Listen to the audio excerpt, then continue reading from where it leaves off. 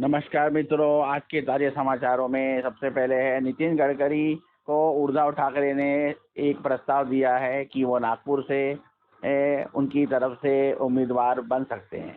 हाँ जी, उद्धव ठाकरे ने कहा है कि महाराष्ट्र विकास आघाड़ी की तरफ से नागपुर में अगर उम्मीदवार खड़ा किया जाता है तो वो उम्मीदवार नितिन गडकरी हो सकते हैं। और इस प्रकार से नितिन गडकरी के ऊपर उद्धव ठाकरे ने डोरे डालने शुरू कर दिए। हाँ जी, हाँ, आजकल के राजनीति में डोरे डालने का चलन भाजपा जनता पार्टी ने शुरू किया था और ये इसकी शुरुआत हुई है कृपाशंकर सिंह से। ये मुंबई के एक मशहूर कांग्रेसी नेता है जो अंडरवर्ल्ड के साथ हमेशा संबंधों के लिए कुख्यात रहे हैं और इस बार भारतीय जनता पार्टी ने उनकी पहली लिस्ट में इनका पहला नाम रखा था। इसी से महाराष्ट्र में ये राजनीति शुरू हुई। अब कृपाशंकर सिंह कौन है, क्या थे और क्या करते हैं, ये जानना जरूरी है। कृपाशंकर सिंह कांग्रेस के एक पुराने नेता हैं। अक्सर अंडरवर्ल्ड के साथ इनका बड़ा उठना बैठना रहा है और कांग्रेस इन्हें लंबे समय से टिकट देती रही। लेकिन इस बार हमारे मिस्टर क्लीन मोदी जी ने कहा है कि हमारी पहली लिस्ट में पहला उम्मीदवार मिस्टर कृपाशंकर सिंह होंगे।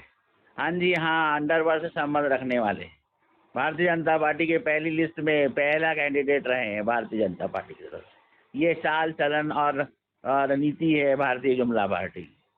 ये बताने के लिए काफ़ी है जनता को कि जनता को अपनी आंखें खोल लेनी चाहिए।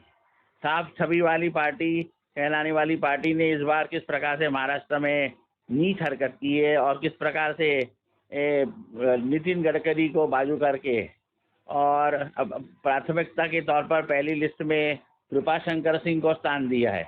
वो भी ऐसा नेता जिसने दल बदल कर अब चुनाव के पहले भाजपा में गया है।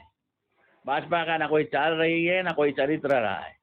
दूसरे की पार्टियों से उम्मीदवारों को खरीद फरोख्त कर अपनी पार्टी में लाना और उन्हें अपनी पार्टी पे चुनाव जितवाना और ये बताना कि हम बहुत दूध के धुले हुए हैं। कितने ही दूध के धुले हुए थे तो अपने उम्मीदवार को चुनाव खड़ा करके दिखा देते और जीत जाते, तो हम लोग मान जाते। लेकिन मिस्टर जुमलेबाज के पास अब कुछ बचा हुआ नहीं। उनकी आखिरी ये चुनाव की तैयारियां चल रही और वो अपनी सभी हरकतों को करने में से बाज नहीं आ रहे। जनता को इस बात को अच्छे से याद रखना होगा कि किस प्रकार से जुमला पार्टी ने और मोदी जी ने जुमला पार्टी के सारे नियमों कानूनों को त्याग कर दिया। अब हाल ही में मोदी ने इसका फ़ायदा उठाते हुए अग्नि 5 मिसाइल की सक्सेसफुल टेस्ट लॉन्चिंग की घोषणा भी कर दी है। अब आप पूछेंगे कि अग्नि 5 मिसाइल क्या है। अग्नि 5 मिसाइल 5000 किलोमीटर तक मार करने वाली सबसे लंबी रेंज की मिसाइल मानी जाती है। एंड चुनाव के समय इस प्रकार से इसकी मंजूरी देना औचित्य से परे है और समझ के परे है। चीन और अमेरिका इसे बहुत बौखलाए हुए हैं। अमेरिका के पास को इसको लेकर भारत पर अत्यंत दबाव डाला गया था और मोदी जी ने अपनी हीरोगिरी करने के लिए ये अग्नि 5 मिसाइल लॉन्च किए, अर्थात टेस्ट फायर किए। और अब इसका नतीजा आने वाले समय में भारत पर प्रतिबंधों के रूप में नजर आएगा। और आप लोग कृपा कर मेरे चैनल को लाइक करें, सब्सक्राइब करें।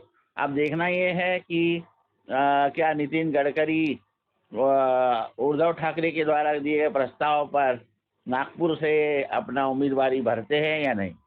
लेकिन जहाँ तक अंदरूनी खबरें चल रही है कि नितिन गडकरी को लेकर मोदी उन्हें अत्यंत नापसंद करते हैं और उनके लिस्ट में से नाम काटने में तुले हुए हैं। इस बार अगर आरएसएस ने किसी भी प्रकार से जुगाड़ तुगाड़ नहीं किया तो उनका टिकट कटना तय है। हाल ही में जो है इनकम टैक्स के अधिकारियों ने नितिन गडकरी के कुछ समर्थक सहयोगियों पर छापे भी डाले और उनके कार्यालय में काम करने वाले कुछ अधिकारियों पर भी छापे डाले हैं। इससे साफ हो गया है कि मोदी ने उनको अपने रडार में रख लिया है और अब नितिन गडकरी का खेल कुछ ही दिनों में खत्म होने वाला है। और संभावना इस बात की पूरी है कि नितिन गडकरी को इस बार नागपुर से टिकट नहीं दिया जाएगा क्योंकि मोदी उनको पसंद नहीं करते हैं और मोदी नहीं चाहते हैं कि नितिन गडकरी मंत्री परिषद में रहकर उनके लिए परेशानियां खड़ी करें। अब देखना ये है कि उनको किस प्रकार से टिकट मिलता है या नहीं मिलता है और आगे जाकर क्या होता है। महाराष्ट्र की ये नई राजनीति का दौर है और इसमें जनता को चुनने का मौका कितना मिलेगा ये तो भगवान ही जानता है क्योंकि आजकल वोट किसी को डालता है और निकलता किसी और को है।